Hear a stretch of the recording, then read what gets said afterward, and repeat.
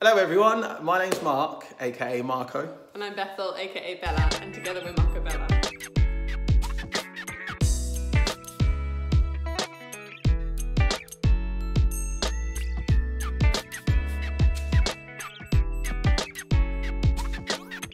So today we're going to be talking about finances, but more specifically, who pays the bills?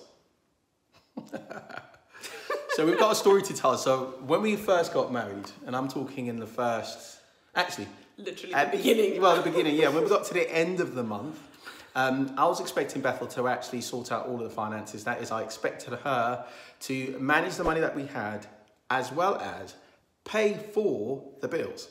Yeah, and pay his tithes. So if you're Christian, you might know about tithing, so giving a tenth of what you earn. So he also expected me to make sure that I calculated all the tithes, drew the money, and paid it. And I think one of the things that we wanted to talk about is where this came from. So for me, that expectation was actually from my own family script.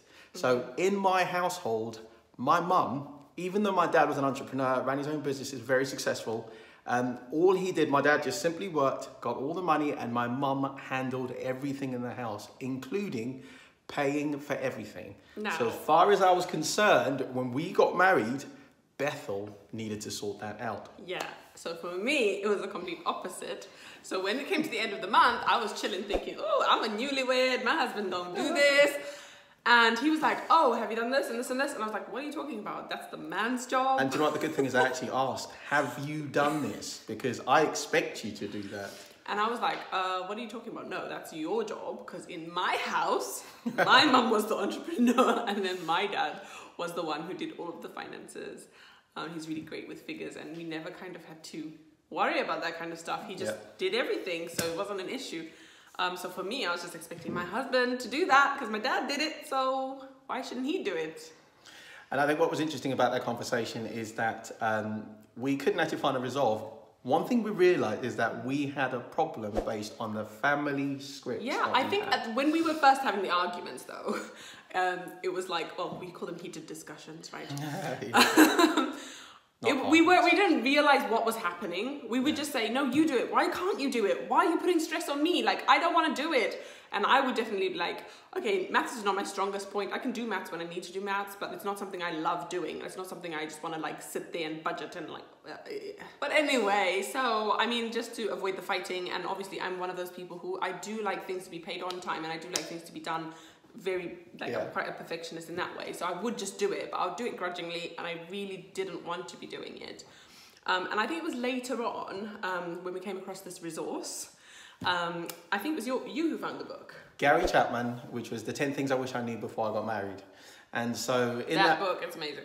Yeah, in that book, Gary's talking about, you know, how before you get married, it's important to understand what your family script is and how it could possibly affect or have an impact on you in your marriage.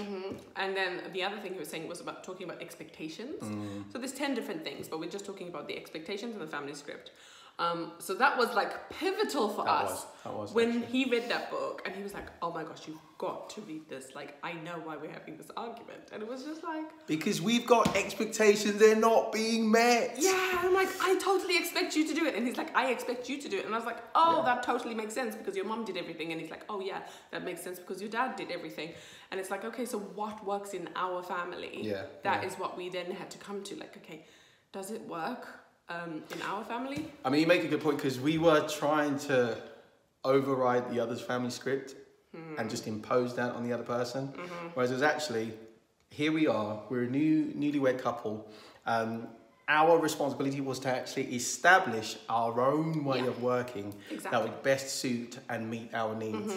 Yeah, so I guess the take home was, when you're getting married, or when you're planning on getting married, if you are engaged, when you're with somebody that you know this person, I think they are the one, you need to start having those conversations about expectations quite early on, because you might find that maybe that person isn't willing to budge. To be fair, the most things people talk about are like, how many kids do you want?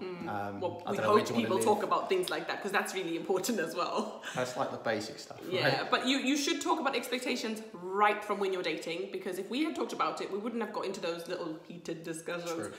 We would have just known, oh, okay, that's what happens in your household, that's what happens in my household. So what do you think we want to do going forward in our own household? I think the other point to note is that there's nothing wrong with the family script, but I think where there wasn't a kind of parity, or at least a shared view of how to work together, that's where the conflict arose. Yeah. And again, back to the point about expectations, when we actually finally realise that this is my expectations, this is your expectation, we sat down and we talked, okay, so what's the best way going forward, as you just said? And I think sometimes, like, okay, if you have a counsellor or somebody that you talk to, that's great. But certainly the people we were talking to were giving us different advice based on their own experiences. So everyone has their own experience. And that's why on this channel, we're never telling you what to do. We're just telling you our experience and the different resources that have helped us come to a decision that was right for us. So even, you know, with us, we decided, okay, what are we going to do? We're going to play to our strengths. Rather than, I'm going to do this because my dad did it, or I'm going to listen to my mom, or whatever. Yeah. It was like, okay, what are we going to do? We're going to play to our strengths. Mark is pretty calm. He doesn't get frazzled. Even if the numbers don't balance. Especially when the numbers don't balance. I am like, oh my gosh, I freak out when the numbers don't balance. So it made sense for him to do it, because actually then he wouldn't be freaking out every month when, you know, he wouldn't even tell me like, oh. I think the best way to put it is, I have an abundant mindset, whereas Bethel has a scarcity mindset. If anything, No. Don't say scarcity. Actually, hear me out. Scarcity. No, hear me out. So abundant in the sense that even when we don't have much, to me, it looks like a lot. No, I always say Mark is the faith and I'm the figures. Yeah. So basically, although I don't like maths, I am very quick at calculating in my head, like, oh, this is not going to add up. Exceptional at maths. It's not because she's not good at maths. She's absolutely amazing. I just go, this is not going to add up. And he's just like, don't worry, God will provide. And I'm like, it is like the just shall live by faith. And he's provided. And I'm like, but I can tell that we only have £100 and this bill is £150. And he's like, it's going to be fine. It's going to be fine. So yeah, so I would say, if you can, get the Gary Chapman book. That is amazing. There's so many different things, and we will talk about them in different videos, but for today we're talking about the family script and the expectations, because expectations in all different types of areas of your life, not just finances, but there's a lot in that book, really worth it. And you make a good point about playing to your strengths. So as we just said, Bethel's really good. I'm really good at being calm. Bethel's really good at numbers. I mean, we're both well balanced in terms of numbers and stuff. But just in dealing with finances, in our situation, it worked out that I was actually makes so much more sense. The one who kind of took on the reins and did that. And find what works for you as a couple. So if you both want to do it, if you want to sit together and do it, great. Even better. Do it together. Take advice from other people, but I would say with a pinch of salt. I was going to go for a litre of salt. Yeah, as in like make sure that that advice is not then going to cause problems in your marriage. So be like, oh, so-and-so do it like this.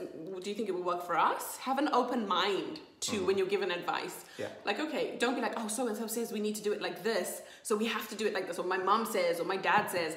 That will cause you a lot of heated discussion. And I think, Bethel does something in drama which is just called facilitating the narrative, the dialogue.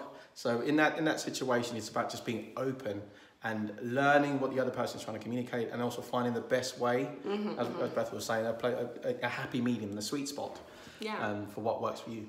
Okay. We hope that's been helpful. If you've got any questions or any comments, please put them in the comments Or box. interesting stories about I would love to know how you manage your finances. Who manages the finances? Do you play to your strengths? What worked for you? Do you have any resources to share? And make sure you check out the Gary Chapman book. Yes. The 10 Things I Wish I Knew Before We Got Married. Yeah, definitely. Please like and subscribe if you want to see more of our videos. And please can you hit the notification button, and that will tell you when we release new videos. And we'll see you in the next one. Thank you.